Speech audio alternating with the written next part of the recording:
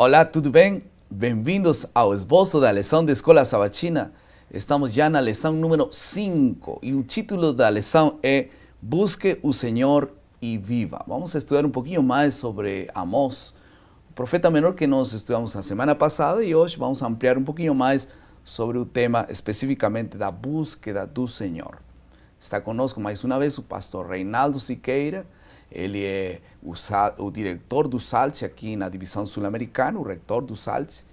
E ele também é doutor em Antigo Testamento. Por isso estamos muito felizes de contar com sua presença. A minha felicidade é minha, pastor, de estar com vocês. Vamos iniciar, como todos os esboços, fazendo uma oração, pedindo a Deus sabedoria para estudar esta lição. Bondoso Pai que está nos céus, tua palavra nos exorta a buscá-lo. E é isso que queremos fazer de todo o coração. E para que possamos compreender melhor o que deve envolver essa busca e a entrega total a Ti, nós pedimos Teu Espírito para conduzir-nos, em nome de Jesus. Amém. Amém. Faz alguns anos atrás que nós teríamos que sair de viagem com toda a minha família e acordamos um pouquinho tarde, em cima da hora, assim que todo mundo começou a correr, minha filha mais nova estava ainda dormindo, acordamos ela, colocamos todas as coisas no carro e estamos prontos para sair. O ônibus sairia em poucos minutos mais. Quando minha filha mais nova, olhando para nós, disse: não vamos buscar a Deus nesta manhã? Porque normalmente nós fazíamos o culto na família. Eu falei para ela: olha, hoje nós vamos fazer o culto no carro, no ônibus, porque já estamos bem em cima da hora. E ela disse: não, o culto não é assim enquanto caminhamos. Temos que parar, buscar o Senhor e depois vamos fazer o que temos que fazer. E eu não tinha nenhum argumento para contradizer a ela. Assim que paramos um momento aí em pé, abrimos a lição, a Bíblia e a devoção matinal, que se lê todas as manhãs. E leímos um pouco e leímos mais rápido do que de costume, fizemos uma oração rápida, subimos o carro e saímos logo para tomar o ônibus que teríamos que viajar. Quando chegamos lá, o ônibus já tinha saído. E não havia forma de poder subir, porque já foi embora. Uns minutos antes já tinha saído. Aí todos nós olhamos para minha filha como a culpada, né? Que ela tem a culpa aqui. Mas ficamos tranquilos ali, compramos mais um passagem, todo mundo estava em silêncio. E depois de uma hora iríamos a sair, 1h30 depois iríamos a sair. Queríamos chegar mais cedo, mas tudo bem, chegamos tarde. Quando, uns 40 minutos depois, começamos a ver um barulho aí no terminal e alguém começou a falar, gritar, enfim, queríamos saber o que estava acontecendo. O ônibus que tinha saído um pouquinho antes, tinha acontecido um acidente muito feio, muito fatal, caído num barranco aí, morreram 17 pessoas. Ali todos olhamos para minha filha com um olhar de satisfação, né? Mas um culto familiar aquele dia salvou nossas vidas. Sabe, foram decisões. E foram também o fato de buscar a Deus nos salvou a vida aquele dia. Buscar a Deus é o foco da lição desta semana. E existe vida apenas quando buscamos o Senhor, diz. Esse será o foco que estudaremos nesta semana. Vamos a passar à segunda parte do nosso esboço, que é a compreensão do texto.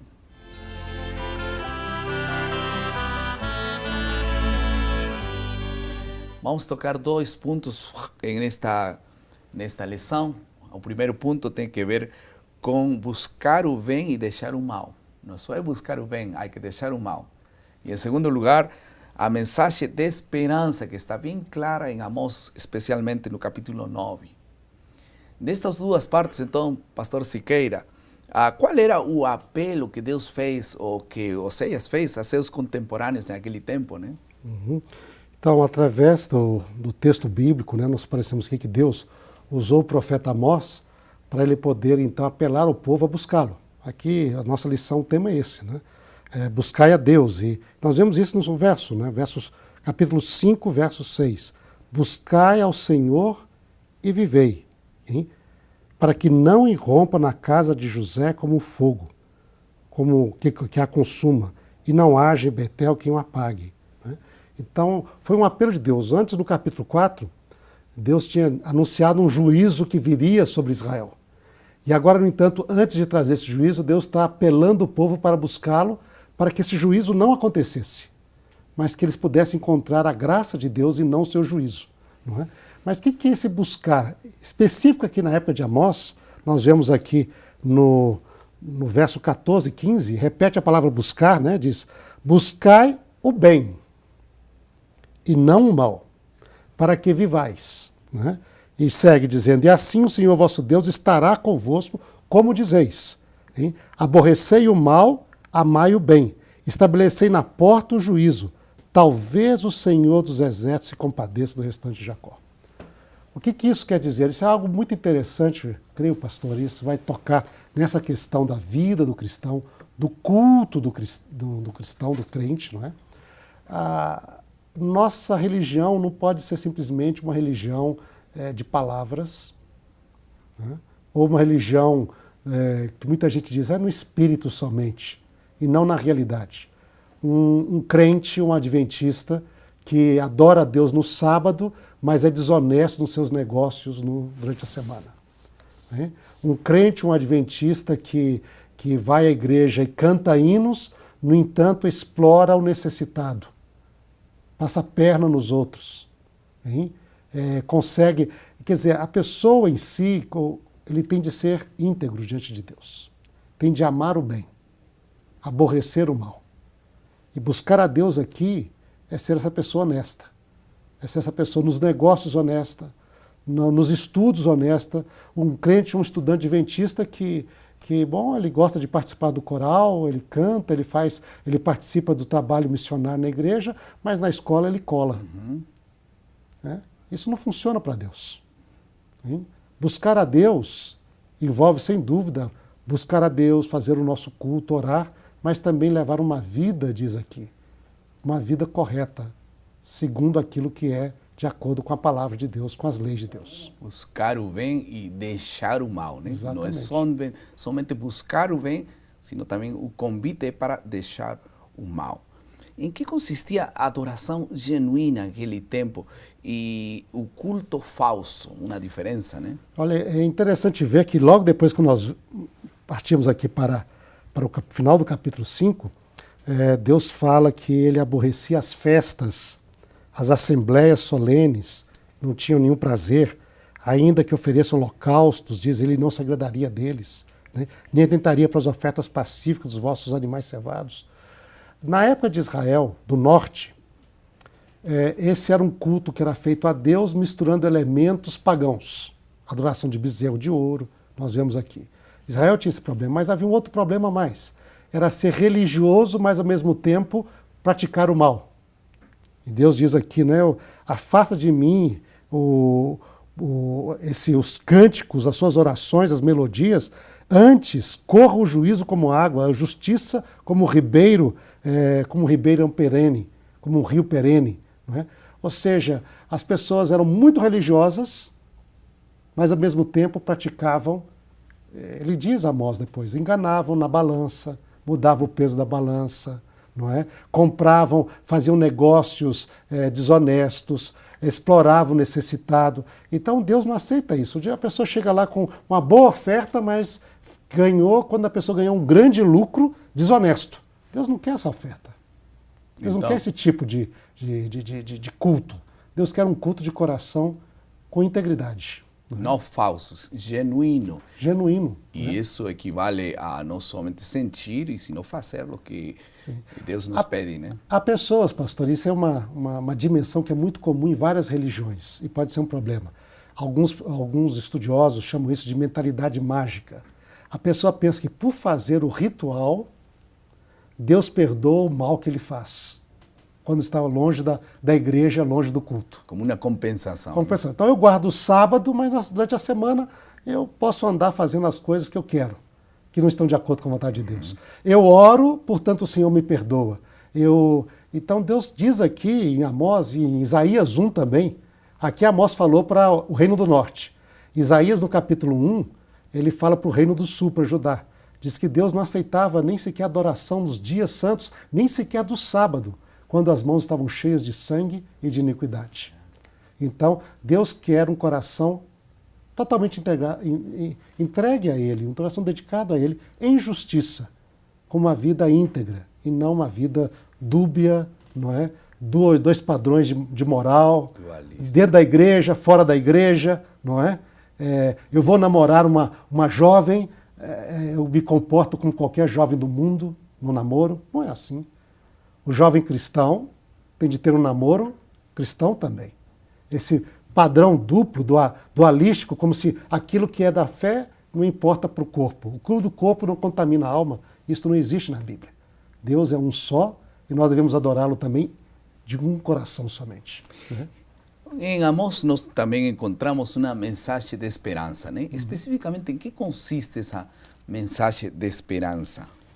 O finalzinho do livro de Amós, capítulo 9, depois, porque o livro de Amós mais tem mensagem de juízo, mas os últimos versos do livro de Amós fala de uma promessa de restauração. De restauração, diz aqui, da tenda, do tabernáculo caído de Davi. Diz que Deus um dia iria restabelecer o tabernáculo caído de Davi, e a ele se reuniria várias nações ao redor, e o povo de Israel também. Né? No Novo Testamento, o livro de Atos, quando os gentios começam a se converter juntamente com os judeus, né? Lá no livro de Atos, eles tomam este verso, né? Em Atos 15, e diz, é o que está se cumprindo agora, ou seja, uma igreja que chama pessoas de todas as origens, judeus e não judeus, americanos, brasileiros, africanos, chineses, pessoas de todas as origens, a participar da igreja de Deus. Essa igreja é resultado dessa restauração que Deus já começou a fazer e vai terminar quando Jesus estabelecer o seu reino uma vez por todas. E essa é a promessa que está no finalzinho do livro de Amós. Então temos uma promessa messiânica aqui. Exatamente. Né? E que também apunta e nos alcança a todos nós. Vamos agora à terceira parte do nosso esboço, que é a aplicação.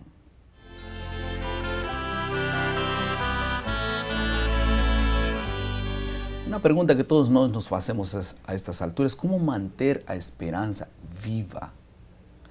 Como nós podemos diferenciar entre o bem e o mal? Como nós podemos chegar a um equilíbrio de fazer o bem e também crer no bem? A palavra que Deus usa na Bíblia é sabedoria. Deus concede ao coração que tem sede e fome das coisas de Deus e clama por Ele, Ele concede sabedoria, a capacidade de poder diferenciar entre o ruim e o bom, o mal e o que está certo. Essa sabedoria é a que Deus quer conceder permanentemente a seu povo, mas não a todo mundo, né? Sino a quem busca sinceramente. A Bíblia fala, né? Me buscareis e me achareis. Quando me buscareis de todo coração. Que todos nós possamos refletir seriamente nisso. Possamos buscar de todo coração o reino de Deus e sua justiça. As demais coisas Deus nos vai conceder também. Vamos passar à última parte do nosso esboço, que é a criatividade.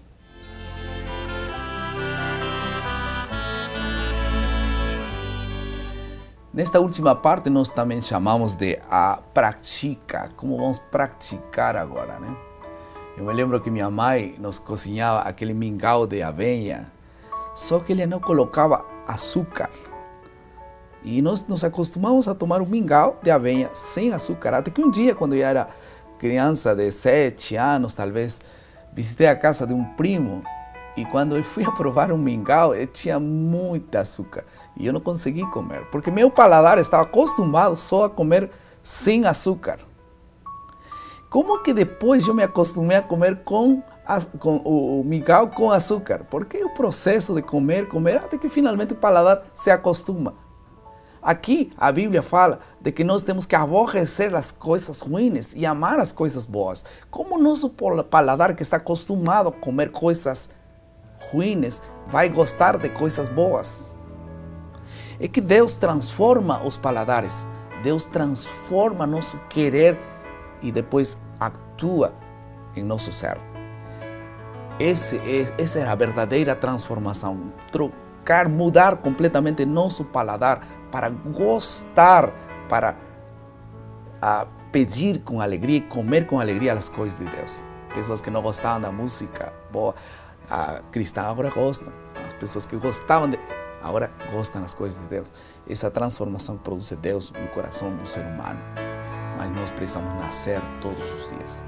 Que Deus possa nascer em teu coração todos os dias. Nesta semana, busque o Senhor e o Senhor o encontrará e te dará toda essa mudança de coração. Vamos orar. Querido Pai, muito obrigado por tua palavra. O Senhor, por favor, transforme nosso paladar espiritual para que possamos gostar das coisas de Deus. Te suplicamos isso no nome de Jesus. Amém.